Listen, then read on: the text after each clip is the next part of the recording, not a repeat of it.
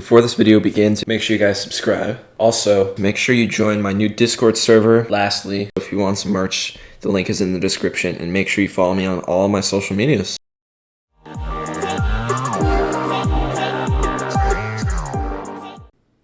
Yo, what's up guys? It's Nick from Ripken Gaming. Welcome back to another MLB The Show 20 Diamond Dynasty videos. Today, we have the top 10 shortstops in MLB The Show 20 Diamond Dynasty.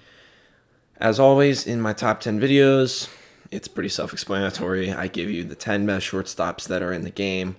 And I also do one honorable mention. We do every position. I've already made videos on catcher, first, second, and third. So if you haven't seen those videos, make sure to go check them out. I will do left field in the next video, then center, right, and then starting pitchers, and then relievers and closers for the final one. But yeah, without further ado, let's get into it.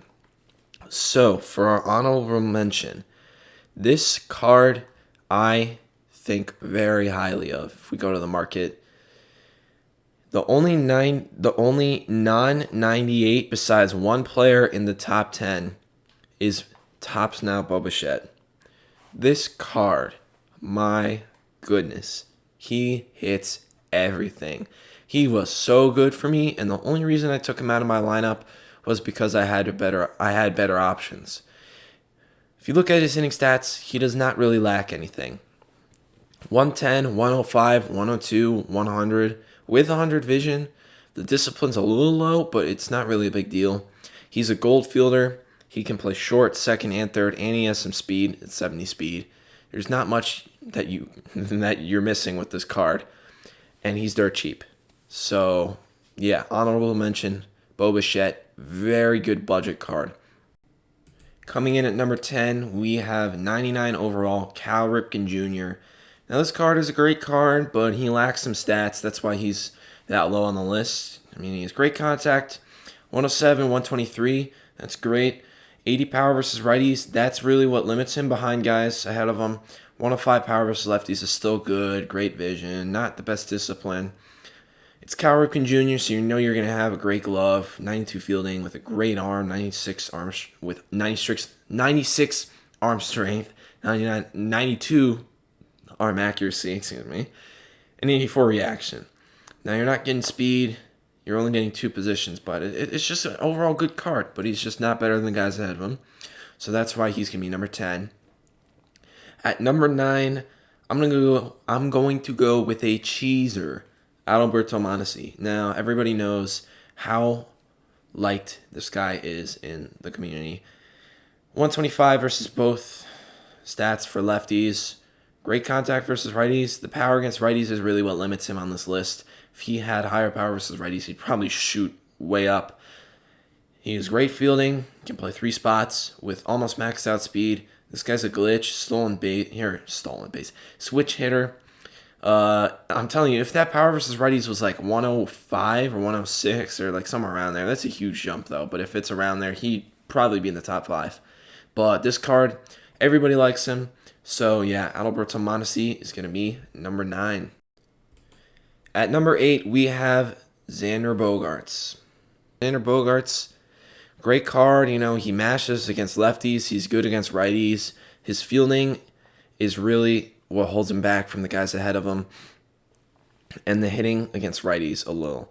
This card is a great shortstop, but there are better options. He can play short, obviously, because he's a shortstop, but he has second and third as his other secondaries. His fielding is 74, which is silver, but it's still not amazing. He has a good arm, and he has good stealing, but his speed isn't like amazing. This card is good, but they're just better cards that are ahead of him on this list. So Xander Bogaerts. And I keep forgetting to do this. Let me just move my face cam over so you guys can see all the hitting stats. I can just tell you the speed. I can just tell you the speed. So, yeah. Xander Bogaerts, he is going to be number 8. Number 7, we have another budget beast, and it's another Topps Now card, and it's Trea Turner. Now, Trea Turner, if you look at his card, he is technically a worse hitter than Xander Bogaerts, but he has better contact, His power is worse, but his fielding is much better, and his speed is just elite. 99 speed, 92 stealing, 99 base running aggressiveness. He's hard to get out on the base paths. He plays second, third, and center field as well. This dude just hits everything. If you look at my stats with him, he's hit 477 in 46 plate appearances online for me. This card is also dirt cheap. I highly recommend you get him if you're on a short budget. Number 6, we're going to go to another finest card, and it's going to be, where is he? It's going to be Tim Anderson. Now, Tim Anderson, why he's ahead of Xander Bogaerts is because he's a little better in the field. I would take him over Bogaerts for speed. Yes, Bogaerts has the better stealing, but Anderson has the overall, just better speed. He can also play second and third. He has better hitting stats against lefties and against righties, except for power versus righties. His fielding is better. His reaction's better. So Tim Anderson is going to be number 6. Now, number 5 is not sellable. We're going to go to collections. We're going to go to finest. And Indian fans, look away, because it's going to be 99 Francisco Lindor. Now, this card, honestly, I would have put him below Tim Anderson if he didn't have 99 fielding. Now, Francisco Lindor's hitting stats are still great. 85, 125 contact. That's really good. 105, 100 power. That's really good. This card is obviously better than Trea Turner hitting-wise and fielding-wise. That's why he's ahead of Trea Turner. Same thing with Tim Anderson, except Lindor is a little worse power versus lefties.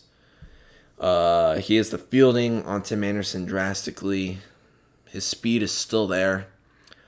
So, yeah, that's why I think Francisco Lindor is number 5. Now, for number 4, this card, in my opinion, was one of my biggest disappointments this year. Last year, he was the number 1 shortstop in the game in MLB The Show 19. And he fell off, in my opinion. And we're going to go to Onus Wagner. Now, Onus Wagner, on paper, nothing really changed with him except a little worse contact versus righties from last year. Maybe the fielding goes up a little, or went down a little from last year. Those secondaries are so good. He's a great fielder. He has incredible speed. He is a 5-tool player. Now, at shortstop, the arm isn't really as valuable as it would be in the outfield, but it's still valuable, and he still has 90 arm strength. This card, it's obvious why he's ahead of Lindor and the guys below him. He's just a 5-tool player who's good at everything. Now, with Onus Wagner, I did not like him this year. I only hit 303. And now, in real life, 303 is great, but when you're playing in the high divisions, like I do, you can't have a 303 average with someone who's playing shortstop. So he's a great card. I'm sure countless people like him. But I think they're better cards than him this year. So, yeah. Onus Wagner is going to be number 4. Number 3, I'm going to go with Trevor Story. And Trevor Story, the difference between him and Onus Wagner, there isn't much. But the difference is he's better against lefties and he's worse against righties. That's pretty much it. Fielding is pretty much the same. Speed is pretty much the same except for his actual speed. His stealing is 99. His base running aggressiveness is 94. That's on par with Onus Wagner. Now, his speed is like 10 points lower, but it's still 85, so it's still really good. He also has secondary. He's not as good as Honus, though, but he still has second and third. Between Honus and Trevor Story, you're really just going to take who you think you hit well, who you hit better with, and in my opinion, it's Trevor Story. So those two are very interchangeable, whoever you prefer. At number 2, this is going to be a controversial choice. I have Fernando Tatis Jr.'s Player of the Month. Yes, I have Tatis as my number 2. Now, on paper, he is very good. He's endgame. He can do everything pretty much. Now, with this card, he is a very good card. Almost maxed out against righties, 119, 125. Very good against lefties, 90, 111. Diamond defense, great arm, good speed. The reason why I put him ahead of Trevor Story is because he's balanced and the community likes him more. But I just like the guy who's number one more. Tatis is hitting 343 for me. That's still good. This card is a good card. But I personally like 99 Corey Seager more. If you take a look at the hitting stats, they dipped down a little, but when I was using him, he was hitting like 400 something with me. If you look at the hitting stats, there's no better shortstop in this game than Corey Seager. If you look at the fielding, there are many better shortstops than Corey Seager, fielding-wise. But he is still great. He's a gold fielder with diamond reaction. He doesn't have speed, but in my opinion, I like Corey Seager over Tatis. I just hit so much better with Corey Seager than with Tatis. And before you say, oh, you hit 10 average points ahead of him, batting average isn't the only thing that determines a hitter's value.